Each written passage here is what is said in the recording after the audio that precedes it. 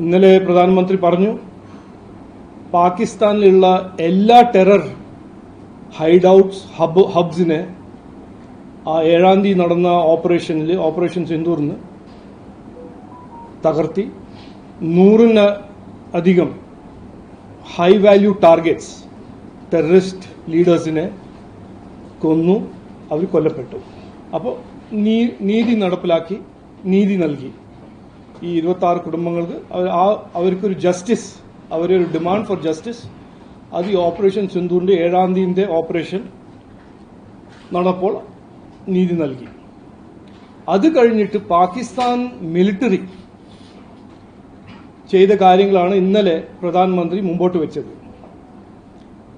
ഈ ടെററിസ്റ്റിന്റെ ഫ്യൂണറൽസിൽ പോകുന്നത് പാകിസ്ഥാനി മിലിറ്ററിയും പാകിസ്ഥാനി സ്റ്റേറ്റ് അഡ്മിനിസ്ട്രേഷന്റെ പ്രധാനപ്പെട്ട ഓഫീസേഴ്സ് ഓപ്പൺലി, ഒന്നും ഒളിക്കാണ്ട് ഓപ്പൺലി ഇവരുടെ ഫ്യൂണറൽസിൽ പങ്കെടുക്കുന്നു,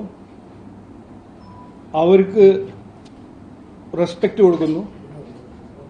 അത് കഴിഞ്ഞ് പാകിസ്ഥാൻ മിലിറ്ററി ഇന്ത്യന്റെ സിവിലിയൻ ടാർഗറ്റ്സും ഇന്ത്യന്റെ മിലിറ്ററി ടാർഗറ്റ്സിനും അറ്റാക്ക് ചെയ്യാൻ അവർ ശ്രമിക്കുന്നു.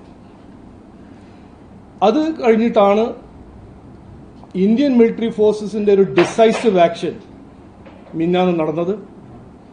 11 ടാർഗറ്റ്സ്, അതിൽ അവരുടെ പ്രധാനപ്പെട്ട എയർഫീൽഡ്സും ചക്ലാല, ജേക്കോബാദ് എന്ന ഏറ്റവും പ്രധാനപ്പെട്ട ഒരു ഡീപ്പ് ഉള്ള എയർഫീൽഡ്സിനെ ഇന്ത്യൻ മിലിറ്ററി ടാർഗറ്റ് ചെയ്തിട്ട് ഒരു മെസ്സേജ് കൊടുത്തു. ഏറ്റവും പുതിയ വാർത്തകളും വിശേഷങ്ങളും വിരൽ തുമ്പിലറിയാൻ സീ മലയാളം ന്യൂസ് എല്ലാ ഡിജിറ്റൽ പ്ലാറ്റ്ഫോമുകളിലും ലഭ്യം.